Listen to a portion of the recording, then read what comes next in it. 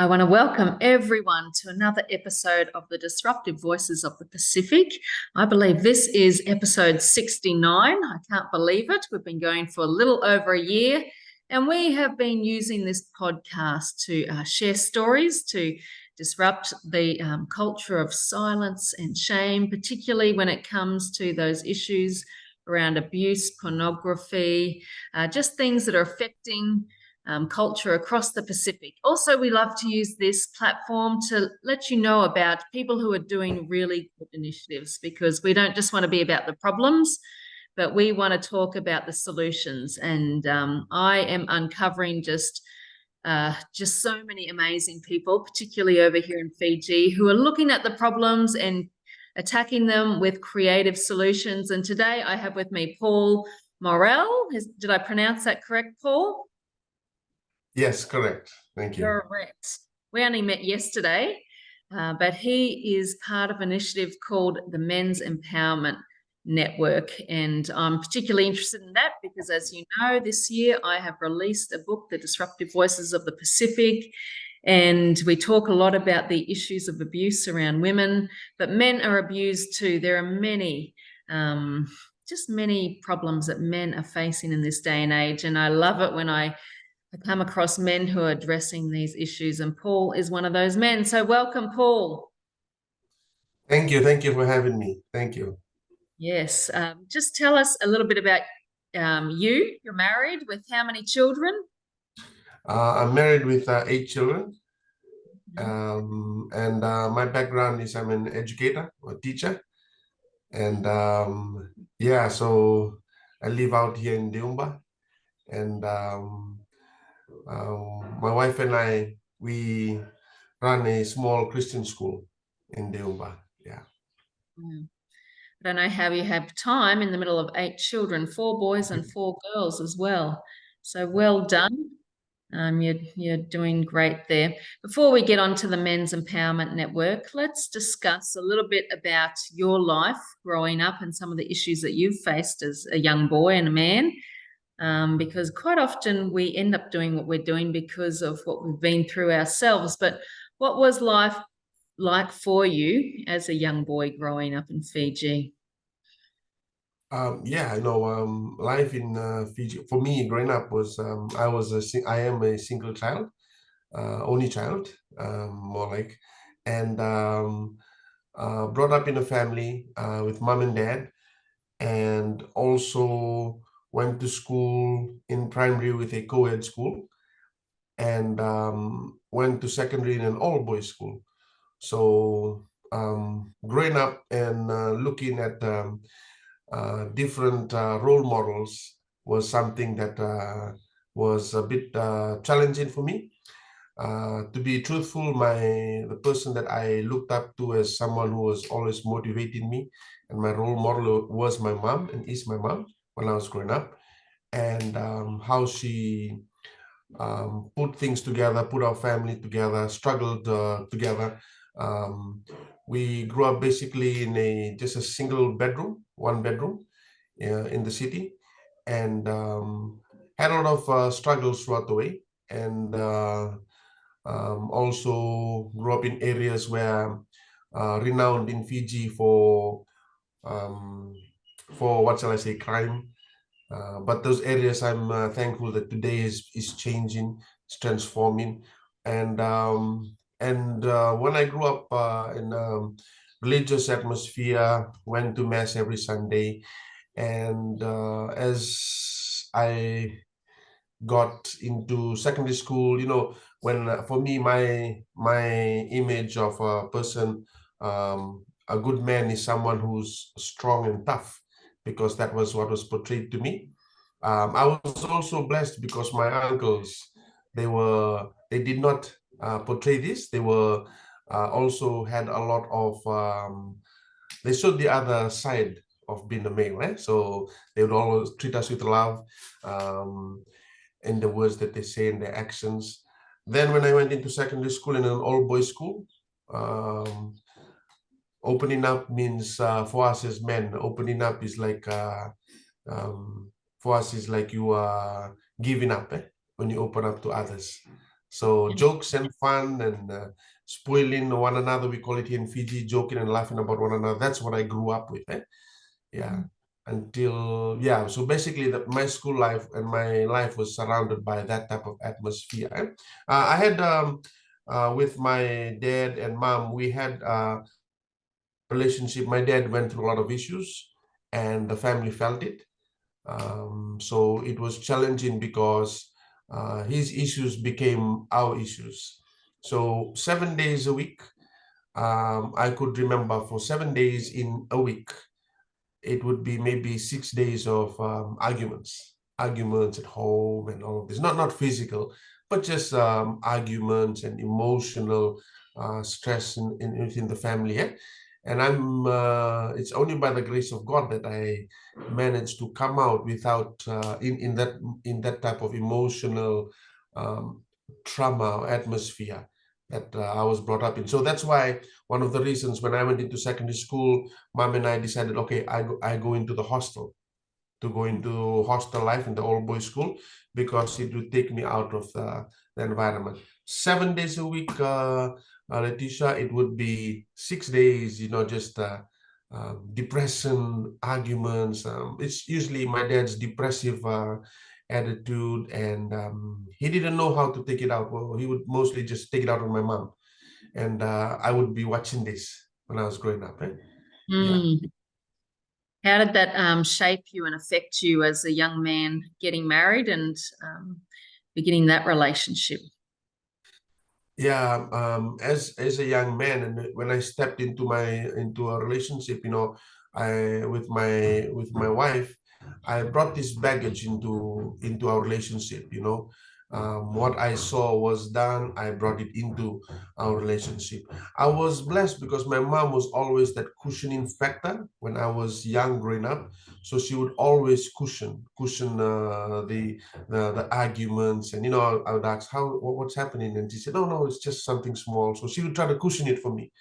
And so when I went into a relationship, and then when I got married, one of the things that I guess I brought into my marriage was all this, what was seen as a young boy, and I did not share to anybody, because for us, like I said, sharing was not something. My wife used to say that I was like Robocop, always just serious, so I could not open up to her in our initial stages. So most of the times it would be arguments, and because I saw and I thought that we as men, we should be the dominant one, we should be the one who runs everything in the family.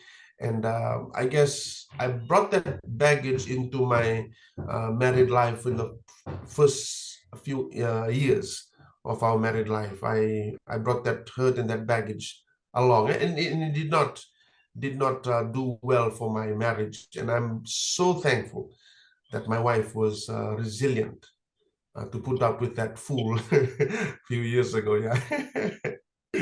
I look forward to meeting her. You'd also mentioned to me a little bit yesterday your struggle with pornography, which is, again, another big issue that most men and many women would struggle with. Where did you first encounter pornography, and how did that impact you as a young man? Yeah, pornography, again, in an all boys school, that's something as norm in an all boys school. So I was introduced to that at an all boys school, and we use it as a joke and fun. And what happened was it became something that you would perceive as cool. And those days you have Playboy magazines, and they'd bring that to school and pass it around the classroom while the teacher's teaching, you watching those books under the desks and all that. So that is something that what I would say corrupted my perception of a woman.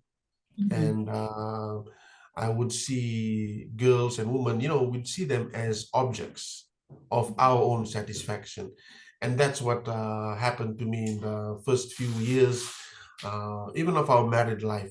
So I was, I was somewhat, to tell you the truth, I didn't know how to get out of it. And it was only by the grace of God that I was able to come away from pornography, for the addiction to pornography.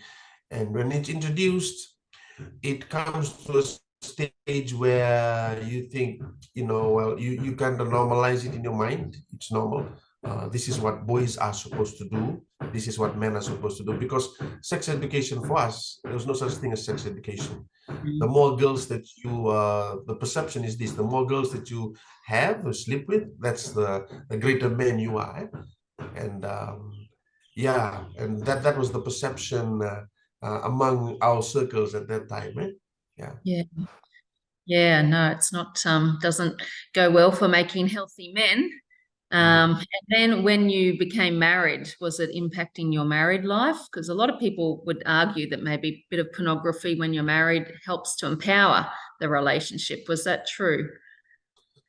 Yeah, one it did impact my married life, because I had perceived sex had become perverted in my mind. And again, it was something that I looked at as something that it should bring pleasure. And it is only until not pleasure in a good way, but pleasure for me alone. It's not two ways. And until I fully understood that it is a gift from God, and it should be a gift that we give to each other as a couple, then I finally realized what sex is, and how it should be perceived in the kingdom of God. Yeah. Thank goodness you have found freedom from that. So we'll fast forward quite a few years and let us, how did you actually begin? What was the impetus that got you thinking, I've got to help men? We need to start a network for men in Fiji. Yeah, it all started in a couple of years ago in our prayer group.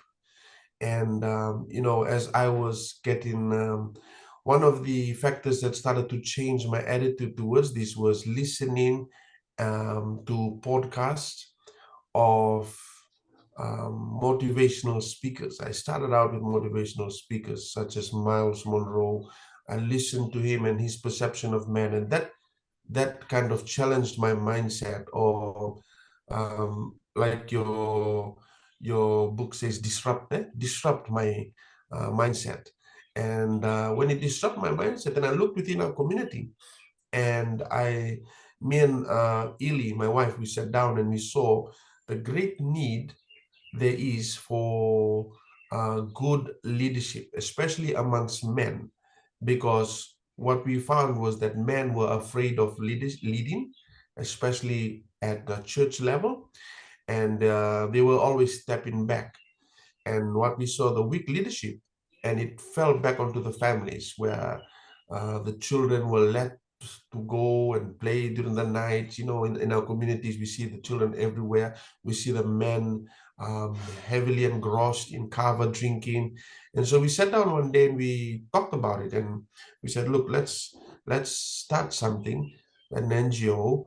And well, you didn't basically think of an NGO, but when I brought the idea to her, and I said, look, just to help men better their lives,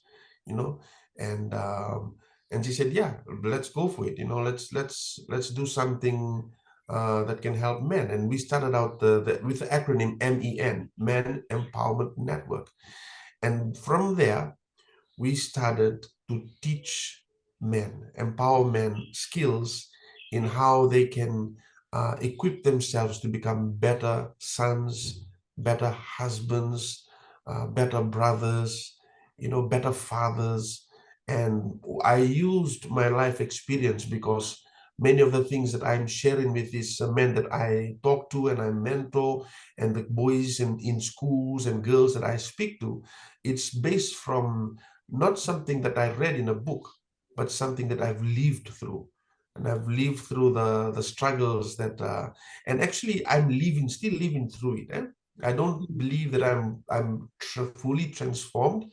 I'm fully the person I want to be, but I know that I'm not the person that I was.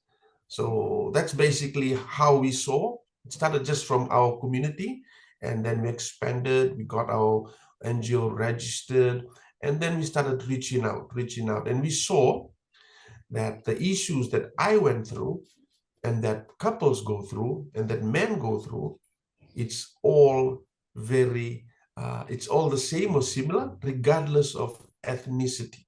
We've had Yeah. Muslims, Indians, Fijians coming to us. It's regardless of ethnicity. It cuts through all cultures and ethnicity, and religions. Yeah. What would you say, the top three big issues that men in Fiji are dealing with? The top three, one of the issue is this uncertainty. I know that this is something that we have found out, this uncertain attitude where you are always reliant on somebody above you to make a decision for you. We have men who come to our workshop who are uncertain, or they're very reliant on somebody. They're 30-year-old, sometimes 35-year-old, and staying at home with their parents. And they wake up in the morning and mom and dad has to tell them what to do. They expect that. Mom sends you to the shop. Mom tells you, okay, after that you come and you clean the driveway, and there's no sense of. So one of the top three, one of them would be having an uncertain goal. First of all, not knowing who you are and whose you are, or whom you belong to. And I've seen that in these young men. They are just floating. And when you marry somebody who's just floating, who doesn't know where they're going, imagine the relationship that you'll have. It'll be really toxic, because the man himself doesn't know his goal, and then now he's got another person to look after, and then some other small children to look after, and that just takes your family down a spiral road. And so one of the things is that this uncertainty, it's just like this, no goals, and they don't know it, that they are going through this, but you can see that laid back attitude. You tell me what to do and I will do it. The second thing I would say is that we, as men, we tend to have this stereotype image of how a man should behave, and there is no clear initiation stage. When you become a man, when do you really become a man? And you say puberty, but there's no initiation stage. Even in the Fijian culture, there's no clear line that says that you have become a man. And because there's no clear line, we have men who are 30, 40-year-old. We have 40-year-old men who are actually 16-year-old, 15-year-old boys in a 40-year-old body. And that there's no clear demarcation between going from boyhood into manhood. And then you don't have that proper role model, or that proper figure. There's lack of role models in Fiji. Our role model for us are rugby players, these kind of tough guys, and they're wonderful. They're wonderful role models. But the only thing is, many of the role models that we have in Fiji are public figures. And public figures live, most of them, majority of them, have an immoral private life. Publicly, they look really good, but majority of them in private, and we know this because we follow them also, there's a lot of issues that they have themselves. So we are looking for men need this type of role models. When we went out to the villages, the men were saying, oh, that awareness is not for us. It's only for men with problems, and I guess the other issue, the other third one would be not using that power that men have in the way that it is supposed to be used. we challenge culture, but I believe that men have corrupted culture and used it for their own benefit. We blame religion, but men have corrupted religion and the verses, Bible verses, and made it their own for their own benefit. So it's that not using the power that we have. Our strength as men, we are designed to protect, but we use that to hurt our loved ones. So not using that power correctly. That's why we call ourselves a man empowerment. You have the power, now we'll teach you how to use that power to benefit not only yourself, but benefit those around you, especially your wives and your children and your loved ones. Yeah. And so, what, from your point of view as a Christian man, what does it mean to have power in your family? Because just describe that from a kingdom point of view. Yeah, from a kingdom point of view, one of the mindsets, and I love your book because it says disruptive. So you need to disrupt the mindset. And for us, we were calling it a couple of years ago, shifting that mindset. Disruptive is a beautiful term because many of us, our mindset of what a man should be is a man should give orders in their home. You do this, you do that, you do this. You listen to me and I'll give you this and you do that. So what we try to do is we try to shift the mindset where the man sees himself, he is not only responsible, he's also answerable. Because that is one aspect that most fathers and men don't really realize, that we will be answerable for our families as the so-called heads of the family. We are responsible, and as heads of the family, my wife and myself, it's not a clash. The world tells us it's a competition. Actually, we complement each other. And that's the mind shift that we have to put. We complement each other. For us, when we talk about gender equality, we don't really talk about gender equality. We talk about equal opportunities for gender, because we in God's kingdom believe that everybody runs their race according to God's plan. You as the wife, you run the lane as a wife. You as a man, you run your lane as a man. And you as children, you run your lane as children. And everybody runs their lane. I do my job and my role as a man. I look after my family. I'm respectful to my wife. Leader. The wife does her own role, and the children do their role. Everybody plays their role. What we have put out into the society is that the woman has to try to be equal to men. And for me, woman, you are more powerful than men, actually, and you don't need to be equal to men. In fact, in actuality, women have more power than men. Not physically, but I'm saying, well, not most physically, but they need to realize that. The woman need to realize to be what God called them to be, and men need to be what God called them to be. And when we try to introduce this into the families, where you are not competing with each other, you are actually complementing each other. Our focus is actually the family. Our focus is the family. And we do this through the man, because we found there's a lot of broken families, and the families are broken because the man is not doing his role. He's either an alcoholic, he either abuses his wife, he either has other woman on the side, and this causes the breakup of marriages. And the children suffer, they continue this cycle, and the trend continues. So if we believe if we can repair the man, we should be able to mend and repair the family. Yeah, no, it's a great start.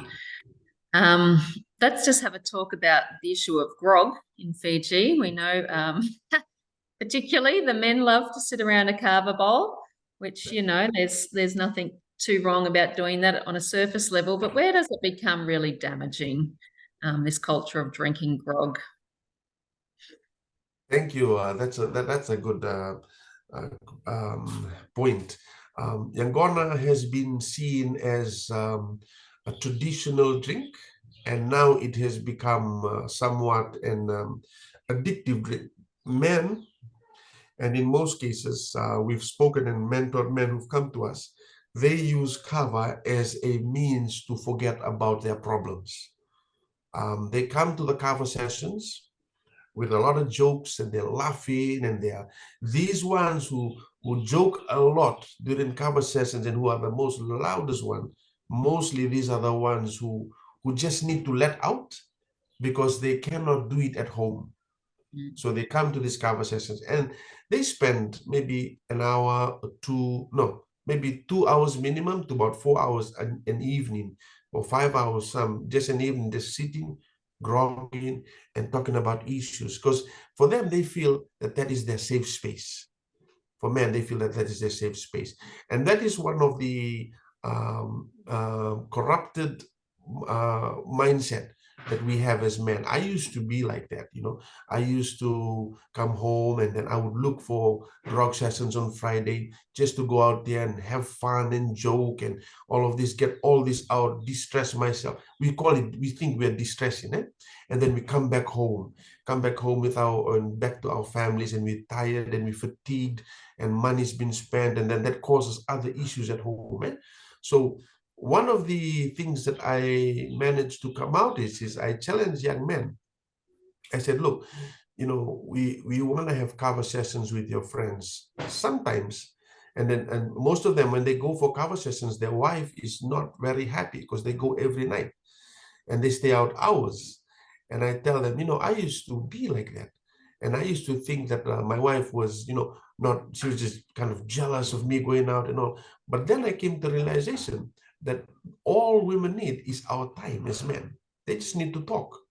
One of the words that we men fear the most is we have to talk. When we hear our wife say that, our minds start running. What did I do wrong? What I must have said something. Did I do something? So our wife just needs to talk.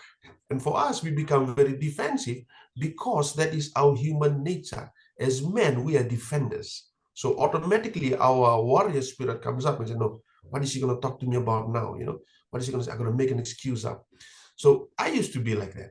And then I decided, okay, one day I want to sit with my wife and have a cover session with my wife, just me and my wife. And we did that. And I did that. And I thought it was going to be boring because, you know, no friends, no jokes and everything, you know. But when I did that, I eventually realized that, you know, our conversations, we talked about useful things, about the family, about the goals, about where we're going, you know. And then we are at home right there with our wife. And that's what I challenge each man, you know, you're coming out.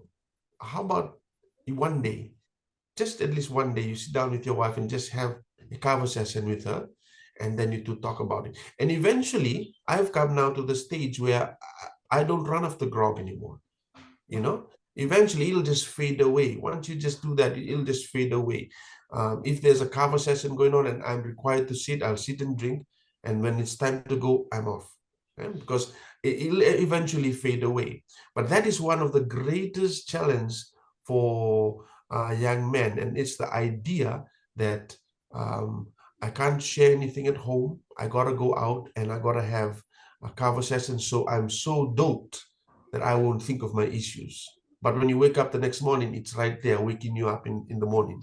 Yep. And issues that are undealt with Yeah. just become bigger issues, don't they? Well, Paul, our time is up. There is so much more I would love to talk to you about. And I think I'll get you back on the podcast next year because I think these issues are so important that we unpack. Because we want to see a healthy society. And I love your motto, better men, better families, better communities, better nations. And yeah, when the men are doing better, that goes a long way to helping everyone else. So I'm going to put a link with this podcast to your Facebook site, the Men's Empowerment Network. People can contact you through that to find out more. You do stuff with couples, you do father and son camps, you do programs in schools. So there's a whole range of things that you and just your small team, the A team, are working on. But I'm sure you are looking for more people to get involved and may we see men really empowered to build better families and communities across this nation. So thank you so much, Paul. Thank you. Thank you. Thank you so much.